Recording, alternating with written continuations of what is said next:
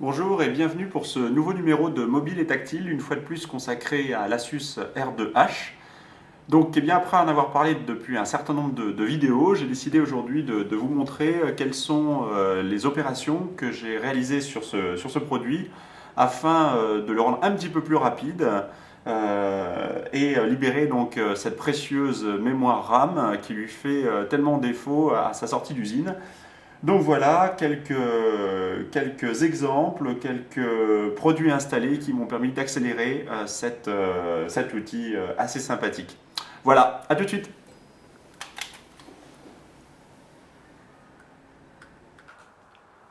Nous voici donc de retour pour l'optimisation du Asus R2H. Comme vous pouvez le constater en appuyant sur la touche Login, vous pouvez constater que bon nombre de processus sont actifs et qu'en tâche de fond, l'unité centrale, enfin l'UC, prend beaucoup de ressources. Je suis parvenu à faire tomber ce niveau de ressources à environ 2%, comme vous pouvez le voir à l'écran, sachant que ces 2% ne sont pas stabilisés puisqu'il y a des accès certainement à d'autres programmes en tâche de fond. Mais donc aujourd'hui, je suis parvenu donc à ces 2% et à donc une mémoire libre, je dirais, au niveau mémoire physique disponible, qui est, comme vous pouvez le voir, de 456 mégaoctets. Au démarrage, je suis même à 470-480 mégaoctets. Donc comment parvenir à ces résultats? Eh bien, il a fallu supprimer bon nombre d'éléments qui, à mes yeux, n'étaient pas indispensables. Alors, ce ne sera certainement pas le cas de tout le monde. Mais voici donc les éléments que j'ai supprimés pour parvenir à ce résultat. Donc tout d'abord, au niveau des tâches actives que l'on peut voir en bas d'écran, vous pouvez constater que j'ai tout d'abord supprimé Norton, qui prenait énormément de place en tâche de fond, et j'ai préféré à cet antivirus Avast, qui pour moi était un petit peu plus léger. Donc première opération. Deuxième opération, j'ai supprimé le logiciel ainsi que les drivers qui permettent d'utiliser le lecteur d'empreintes digitales. Cet utilitaire est extrêmement gourmand en ressources système, et donc pour accélérer un petit peu les processus, j'ai choisi de supprimer cet utilitaire. Donc aujourd'hui, le lecteur d'empreintes digitales n'est plus utilisé, mais bon, à la rigueur, je n'en faisais pas un usage excessif. J'ai également supprimé les différents programmes qui s'exécutaient automatiquement, comme par exemple Multiframe, que nous avons vu lors d'une des précédentes vidéos. Utilitaire très sympathique, mais qui n'est pas utile à chaque démarrage, donc je le lance au fur et à mesure. Donc voilà un certain nombre de programmes que j'ai supprimés ou que j'ai, je dirais, allégés. Pour poursuivre, je peux également insister sur le fait que j'ai lancé un certain nombre de processus pour accélérer un petit peu le démarrage. Premier processus, c'est l'exécution du logiciel Bootvis, que certains d'entre vous doivent connaître. Donc là, l'objectif est de lancer grâce au menu Outils, au menu Trace, Optimize System. Et donc là, il faut laisser l'utilitaire s'exécuter. Je ne vais pas le faire ici parce que c'est assez long.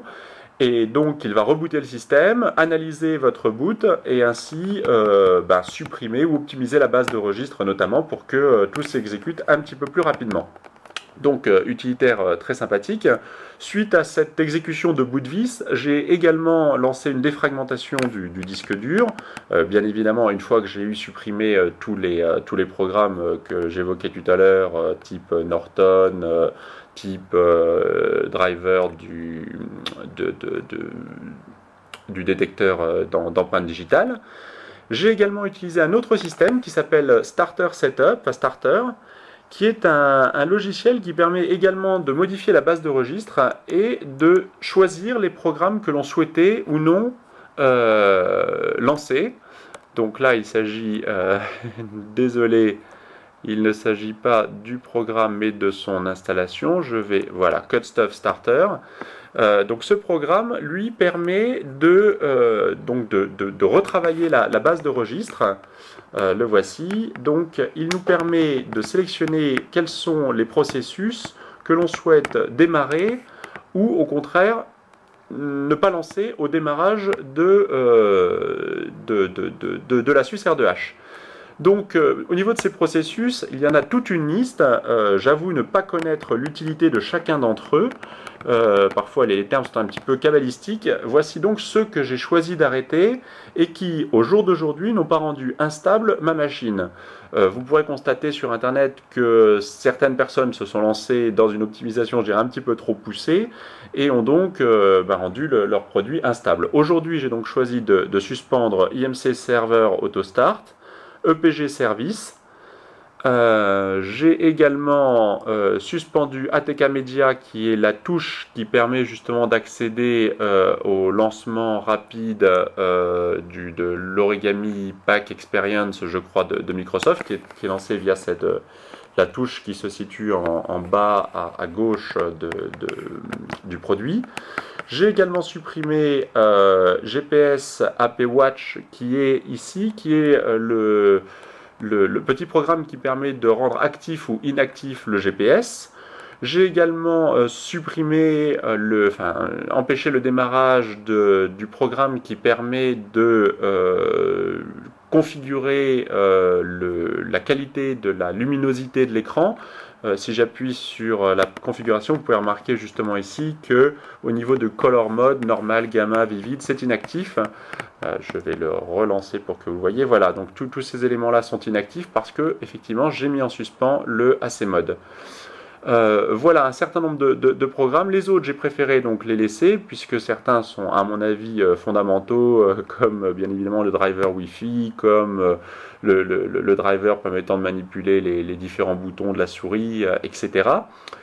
J'ai également choisi de supprimer le programme permettant de gérer les connexions Wi-Fi. Il se trouve que le programme par défaut de Windows me donne entière satisfaction, donc j'ai décidé de le supprimer. Donc voici un certain nombre d'optimisations qui ont été réalisées et qui permettent donc aujourd'hui d'avoir un logiciel, enfin un produit qui démarre relativement plus rapidement et qui permet également l'utilisation de produits type Google Earth qui sont quand même assez gourmands en ressources et qui permettent à ces programmes de fonctionner tout à fait normalement. Voilà, j'espère que ces explications auront permis à certains d'entre vous d'accélérer un petit peu leur outil. Je vous donne rendez-vous à très bientôt pour un nouvel épisode de Mobile et Tactile. Merci.